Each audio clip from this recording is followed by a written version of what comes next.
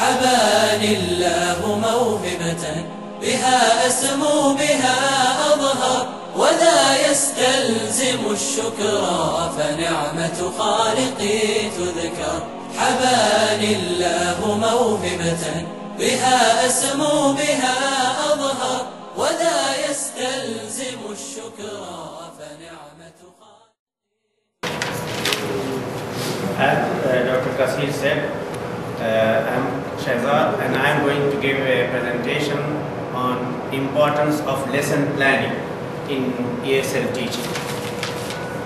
First, I would like to welcome my respected colleagues who, despite their busy schedule, they came and joined here as a guest.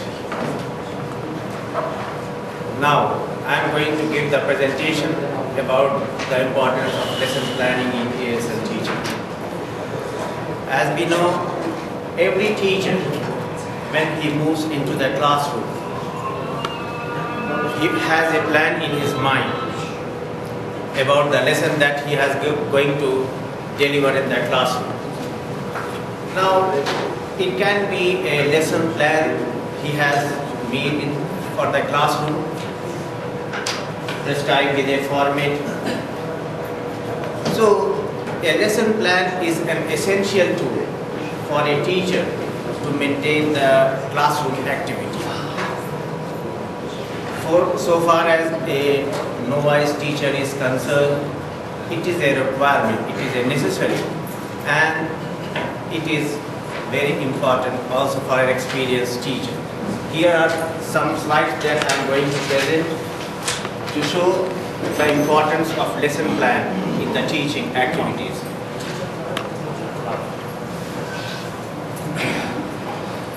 What we are going to teach in the classroom, it gives an idea about that teaching in the classroom. It provides the teacher many ways to keep the teaching, to monitor the teaching. It gives the teacher a reality check, and it also enhances the skills of the teacher, what he is going to produce in the classroom. We have a few slides regarding presentation outline. As I said about the introduction, why we plan a lesson. So, what are the characteristics of a lesson plan, or what is the purpose of a lesson plan? Now, every teacher wants to be perfect in their classroom, and many teachers cannot predict what a class or how a class can appear before him. So he needs certain lessons so that he could deliver that in a perfect manner. As you know, the teacher wants the student to be perfect. Even the student wants the teacher to be perfect in class. So lesson plan is an essential tool that helps a teacher to maintain the decorum of the classroom. What are the major elements? Now, we have many sorts of formats regarding lesson plan. I have used some here that you can find in the slides that I am presenting here. But a lesson plan always helps a teacher to maintain the activities, and it is based, all lesson plan is based upon certain principles. Every teacher wants to be very good in the classroom, and for the teacher it is important that he must have an idea about what he has taught to the students before. So a lesson plan is also a connection between what he is going to teach and what he has already taught in the class. So it caters to the level of the students. It also sees whether the students are getting his message or not, and also it motivates the student to get a better understanding of the subject that the teacher is going to deliver in the classroom.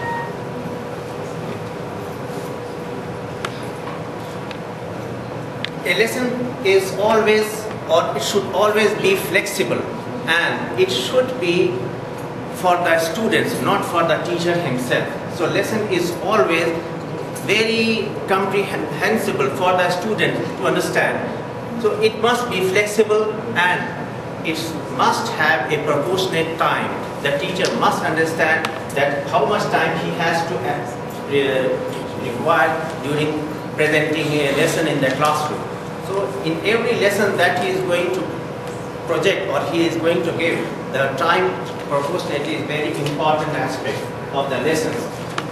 And these are the elements of the basic elements of a lesson plan. What are the advantages of a lesson plan? Now, can we achieve target that we have with the help of this lesson? Or are the lesson plans organized? Does it promote the learning or does it improve the result? Now, we can see that the lesson plans that we make for the students is always helping, and it always makes the teacher to achieve the target, what he wants from the students and what objectives he has for the students to perform while delivering his lecture.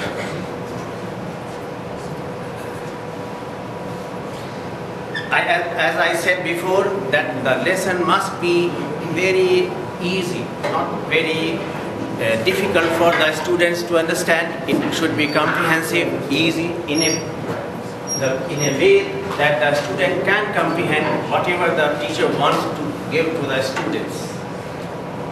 So the more easy way you adopt, the more better the result is. Now, as I said, that the lesson plan has many sorts of formats. Now, a lesson plan, it is a guide for the teacher. It cannot dictate the teacher. Sometimes the situation demands that how you should plan a lesson for a student or for all students.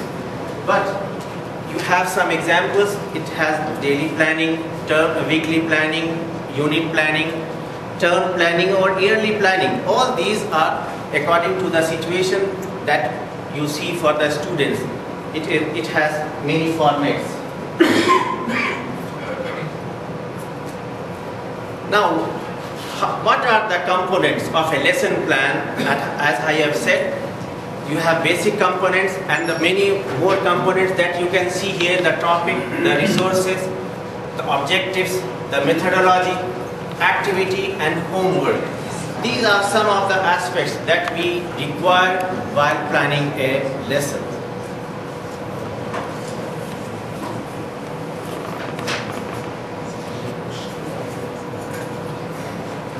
Now, after the planning of a lesson, what result do we get? We have to see that the skill that we are going to teach to the students, are these easy for the student? Are the students getting the message that we have given them? Are they understanding the lesson properly or not? So these are the objectives that we have to see when we are planning a lesson for the students.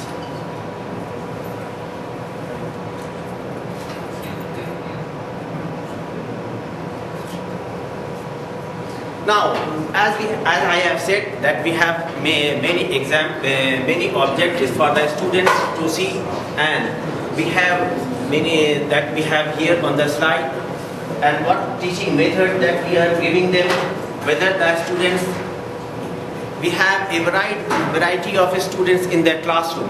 Many have their own thinking, many have their own IQ, many have some certain problems in understanding. So we have to see the level of the students, and also we should see that whether the students are getting the message that the teacher is giving to the students.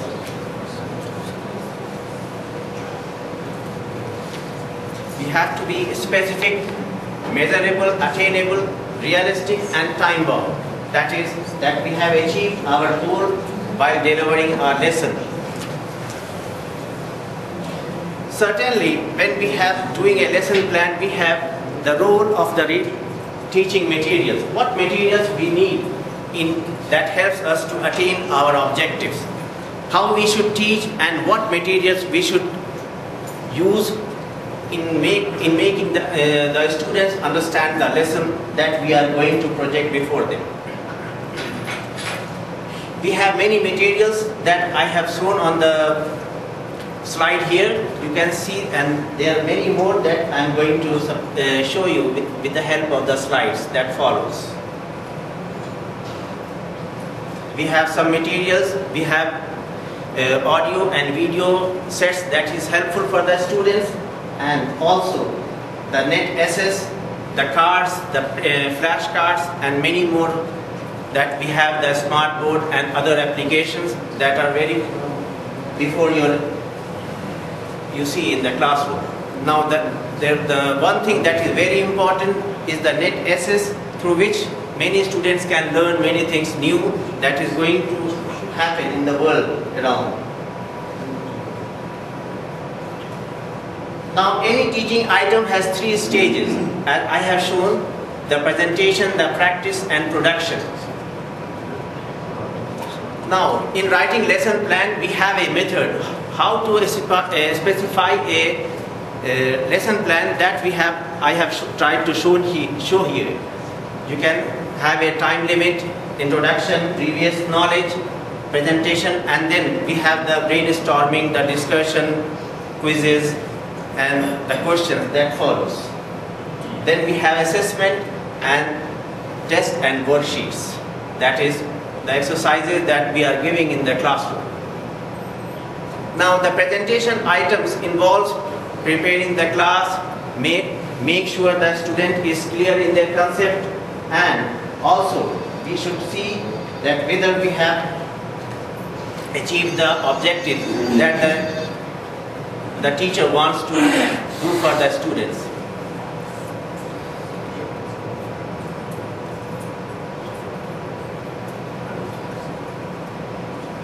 I have here an example of a lesson plan that can be used as a example for making a lesson plan, and I have shown this on the slide here.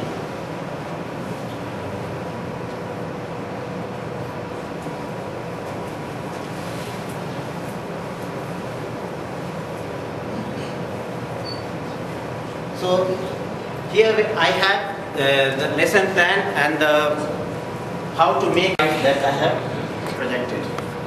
Now if you have any questions regarding lesson plan, you may have or you may ask me.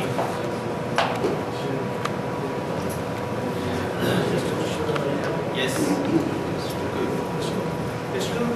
Talked about educational objectives, but students do not come only here to study only education or some subjects. There are some general objectives. You could explain some general objectives, general aims, general purposes, manners of life, and certain other things they learn in educational institutions. You could throw light on those aspects, please. What do you mean by general objective? Manners of life, manners of speaking, manners of dress, manners of certain things. They learn not only books, not only they study books. When they come, they see us, how is the teacher, how does he speak, how does he wear, and different other things. I think, okay, I want to add something. When we mention education itself means that there is explanation of life. You can explain everything, so it is automatically understandable that the manner and the things like life, they are already there in education. So no need to, I think, have these general objectives like here. Actually, he's talking about how to plan a lesson. When a teacher goes to the class, he should have something tangible to present to students. I have a limitation here, that is why in ESL teaching, lesson planning is required in ESL teaching.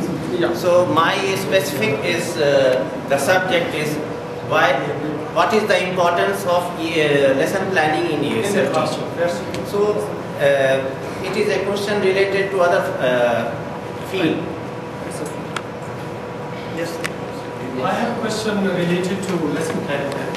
The question is, for example, I prepared a good lesson plan. I go to the class and it's stormy outside, it's windy and it's dusty. The students are not in the mood to study. How to cope with the students according to my lesson plan, sir? I said a lesson plan is a guide. It cannot dictate any teacher. First thing. The second thing is that some teachers face many problems in their classroom. They cannot predict any happening, what is going to happen in the classroom. So he must be smart enough how to cope with this problem. And the one thing that is more important for a teacher is to motivate the students. That is very important. How you have to motivate, it is your genius, your specialty, that you have to motivate students to the studies or anything that you are going to do as a form of knowledge. If there is a storm or anything, that is another thing. But you have to make the student to learn in any way. Outside the class or inside the class. That is not limited to the classroom. It is related to classroom in formal places. But in many universities, students go outside the class and learn many things. So it is not that we have to make the students sit in the classroom and study everything. They have knowledge outside also, and they get knowledge. As many of the teachers, they have been outside Saudi Arabia or many countries, they know the students how they study there. So it is the duty of the teacher to motivate a student. How he has to motivate, it depends on the ability of the teacher. So you mean, in short, you mean that the teacher should be smart enough to cope with the situation in the class? Of course. The teachers. That is why they plan lessons, to maintain the decorum of the classroom. The teacher doesn't know where to begin and how to begin and what time he should take. So this plan is necessary at least for a new teacher. If the teacher is experienced in that way also, it helps the teacher because he is experienced. You have to connect your lesson with the previous lesson, and you must give a little bit understanding of the next lesson that follows. So that is the best way of teaching. But motivation is something other that you have to do, and if you can do that, that is the best thing a teacher can achieve in the classroom. Any other question? You said that one of the methods of assessment is the homework. Yes. We are facing some problems related to this homework because students sometimes get the teacher's book from the internet, and when you give them homework, they only copy what's written in the teacher's book and only to get the marks of the homework. And they are not understand what they are copying. How can we overcome this problem? You mean to say that they copy their homework from the net? Yeah. So, shall I say that they should not go for net? No. Yes. This is the problem, that when you ask a student to do any work, any homework, they take the help of the net. But this doesn't mean that we should forbid them using net, because net also is a help. It is a source that gives them guidance. It helps them in many ways. But it is the duty of the teacher to see whether that material that he has received from the net, that is used for him, it is useful for him or not. So it is the duty of the teacher to see if they are copying from the net or if they are getting any information that is reliable for a student, it must be there. You cannot say that you don't use the net, because net are giving many good services to the student. What books you cannot see, you can see in the net. So that is a helpful device, and it is of course helping the students. But you must see that it is not the copy, it must be their own effort also with the net that they have used. Yes. What is your opinion about the short quiz in the beginning of each lecture? Is it encourage the student to read again? It's make them frustrated. Again and again. I'm asking you about the short quiz. Short quizzes. Yes, short quiz at the beginning of each lecture. Is it encourage the student to read and study, or it's make them something like frustrated? No, I think it is good, a helpful device to help students, because you know, many students have all students are not of the same level. Some are good, some have language problem, they have language anxiety, many things are there. And if the student has problem, if short quizzes are given, maybe that helps him to understand a lesson. And I think it is a helpful exercise. Thanks for this nice presentation. Just small comments. I find it's important to make connection between the last lectures and the present lectures. Yes. Right? How do you do this in your classroom?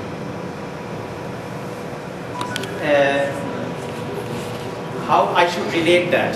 Yeah. Yes. Because also some students are absent in the last lecture, and you have to make him understand what will you explain in this the present lecture. So what to do to cope with this problem? Yes. Suppose a student is absent, as you say, doctor. If he is absent, so naturally that it is the duty for the teacher to relate that subject with the previous lecture. So it will give him a brief idea. If he is absent, you cannot fulfill that. But if he is absent, you can give him a brief idea about that lesson, and it helps him in that way, and you can correct the lesson. No, I don't mean absent. I mean already attend the lectures. Yes. What's your planning to do this? How to connect between two lectures? Last one.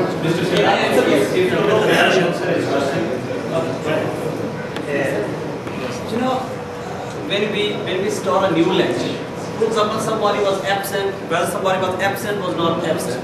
The thing is that you have to get the feedback from the student about the previous lesson, whatever you have taught.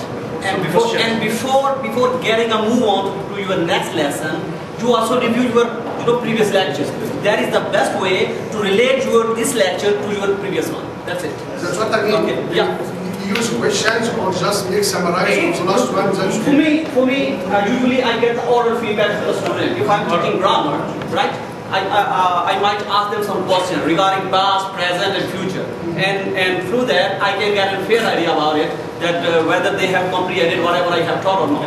That's it. Okay. It might vary from teacher to teacher. Yeah, but sometimes you're talking about I similar want to subjects. answer to Dr. Kumar, as he said, he asked me the question about the previous and the next lecture. I think if you give a previous, some instances or some references about the previous lesson, is it good or bad? I'm asking you. Good. It is good. So it is also good for the students because they know something about the previous lecture and they can relate that subject in the next lecture that follows. So it is good exercise that you are doing in that classroom. Yes. Thank you, Mr. Shahzad, for your good presentation. My comment is supporting materials. Supporting materials. Yes. I have displayed. Yes. Yes. In the 21st century, the new trends in education that we must use and blend modern technology in the education process, not just support. We must blend it in the education process. Supporting means you can use it or not, but blending means it's not optional for this session. We use technology as a compulsory process for education. This is my comment. Yes. See, I said this plan is a guide. It cannot dictate you. First thing I have said that this lesson planning is a guide. It is not dictating you. So I am not dictating. I am just giving my views. The second thing is that supporting materials, it is a help for the teacher as well as it is a help for the student. They can see visual image is very helpful and they understand the problem that is. So it is like that. And it depends on the situation, the demand of the class, everything is there.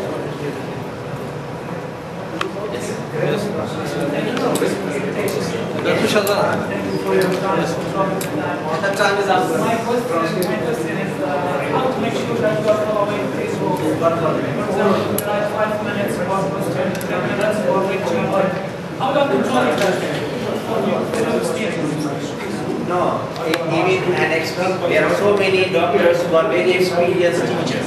Even those doctors cannot predict this, that how much time they will take for a specific lecture.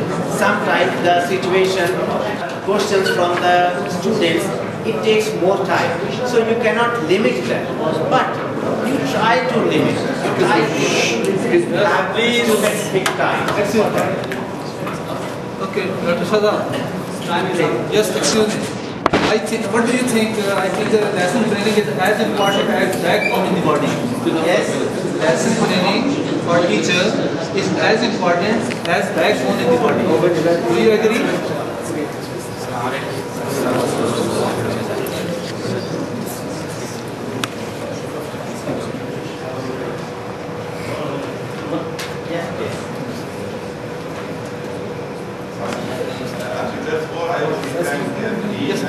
Please ask you. I want to ask you one question about presentation. Just didn't make like prepare presentation for the next class or upcoming class. Is it okay? What do you say about this? I mean, so you can make like few slides about the next class or the class that will be running at the moment. So what do you say about this? Sir, if you are talking about, presentation about class, this is what we call lesson planning. So far as ESL teaching is concerned, before going to the classes, for an ESL teacher, that is compulsory for him to plan a lesson, and you can call it a presentation. We call it a lesson planning. That's it. Okay. See, I mean, what do you say about this? Is it you say just now you said for the English language. I'm talking about the whole course. Oh, yes. So for each subject, the lesson planning is important. For example, if you are traveling and if you don't have a road map, how you can travel? Yeah, of course. That works like a road map. I want just a little to show us the meaning of this one. Yes, doctor. See, I have said that a lesson plan is a guide for a teacher. It helps you to maintain the decorum of the classroom. You have certain activities for the students, then you have a time limit. All these make a lecture very understanding or comprehensible. It makes the student understand what the teacher wants to deliver in the class, the objectives, everything is there. Now, I was talking about the ESL teaching. Now, for different subjects, it may vary, but you have to see that what is your objective towards a classroom and what you want to teach the student. So, in that way, you need a plan and you have to go with that. Now, what the situation demands, that is another thing, and that you have to see that how you can maintain that decorum of the classroom. Yes, please. My question is, do you take in account when you prepare the plan of your lesson that your students will study in next year or sciences like mathematics or physics? I'm sure that all your lesson don't take in account this. You that? Yes, I think so. But you know, every teacher, when he walks in the classroom, he wants to be perfect. So whatever he wants to deliver in the classroom is not without a plan. Even you are talking about mathematics or any subject that you are going to deliver in the classroom. So maybe you don't need a plan, you are more experienced, but you have some idea, and that idea you are going to project before the students. So it may be not a lesson plan like this, but you have a plan about the teaching that you are going to give in the classroom for the students.